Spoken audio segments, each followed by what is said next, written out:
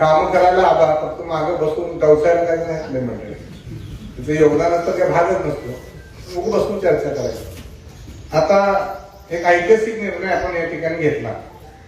तोपर्यंत काय झालं, नेमकं आपल्या ग्रामपंचायतीची मुदत बीडीओ साहेब संपती, मग मी आज तारीख घेतली. पण आमच्या गावात एकदा कधी मुदत संपती आणि कधी प्रशासन येतोय आणि आम्ही कधी कोणा अर्ज देऊन ही पाडापाडी करायला चालू करतो, अशी एक चौकडी आहे गावात. पण या राज्य सरकारनं पुन्हा ह्या आमच्या सरपंचाला 6 महिने ह्यालाच देऊ टाकले. म्हणजे नशिबात असलं की कुणी काय काढायचा प्रयत्न करत गेलं तर तुझ्या इतकं तर नशिबाला कोणच नाही आमच्या सरपंचाने.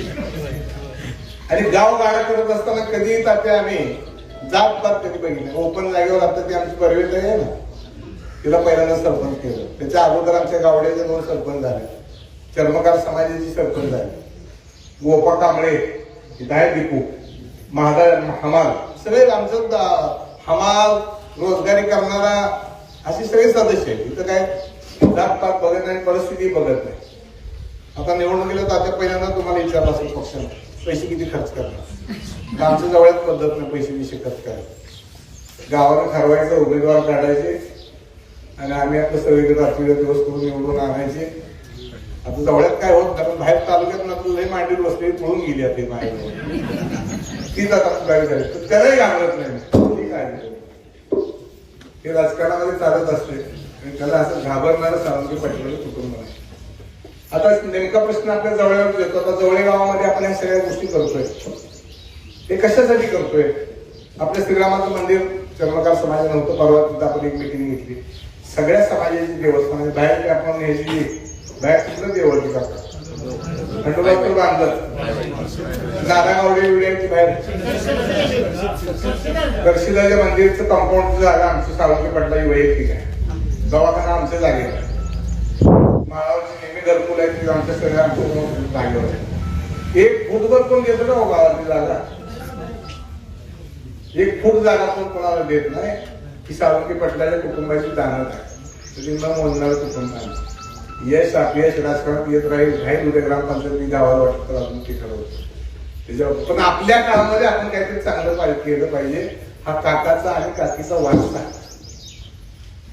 32 वर्ष काकीने पायी वारी केली आळंदी पंढरपूर. आपण चांगलं स्मारक बांधलं.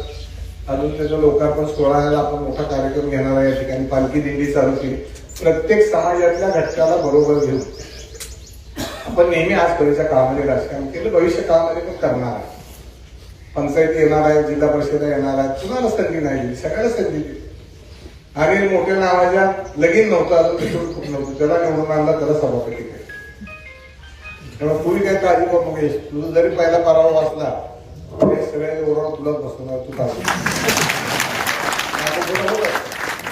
ती माझ्या पुढचं आहे, तीच मला सांगायला आपण तुम्ही काळजी करू काय लागले तुझा पहिला फोन मला, आता तुम्ही काळजी करू मला म्हणून त्याच्या आईला. ह्या गोष्टीला आम्ही काय फार महत्व देतो. जीवाला जीव देणं, सरकाराला मदत करणं, गावाचा विकास करणं, तालुक्याचा विकास करणं.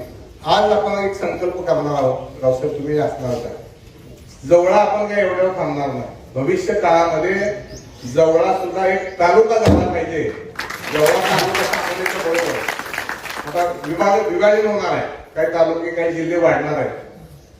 त्यामध्ये आपलं सुद्धा गाव तालुक्याच्या ठिकाणासारखं गाव आहे, त्याचाही प्रयत्न करणार असतो. ते कुणासाठी घ्या काय आमचं माझं वैयक्तिक आमच्या कुटुंबाचं काही हित आहे.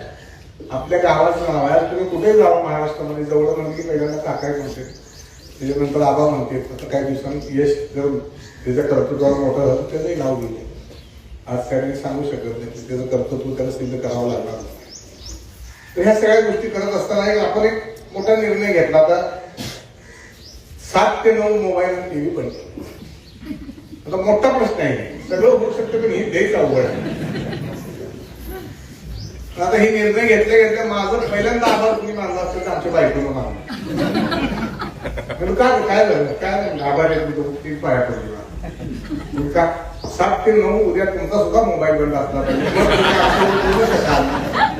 काय तर 10 वाजता 12 वाजता तुमचा फोनच चाललेला असतो. कधी झोपता 6 वाजल्याला उशिराला पुन्हा उठवाय माणसंच असतील. तर 2 तास तरी मला मिळतील माझ्या आयुष्यात. मग तिने आमचा आधार मानला. मग बाकीच्या गावातल्या अनेक महिला भगिनीचे फोन आले की बाबा चांगला निर्णय आहे. आता हा निर्णय पाळायचं काम आता सगळ्यांचं. काय झालं, पोरगं लिखून रडायला लागलं पण तिची आईने काढायचं मोबाईल दिला, ही लावायची गोष्ट लावायची दिली, ही बिघडत चालली. आपण कुठंतरी सुसंवाद हरवलाय. नवरा बायकोचा आहे, आई बापाचा आहे, लेखाचा मुलाचा आहे, मुलीचा, भावाचा, बहिणीचा आहे. काय माणूस गेले घरात मोबाईल शिवाय नसतेच काय. किमान 2 तास तरी आपण आपल्या मुलाबाळासाठी, पोरांच्या भवितव्यासाठी 2 तास मोबाईल बंद ठेवला पाहिजे. हा एक प्रयत्न आहे आपला. तो किती यशस्वी करायचं ते तुम्ही ठरवायचं.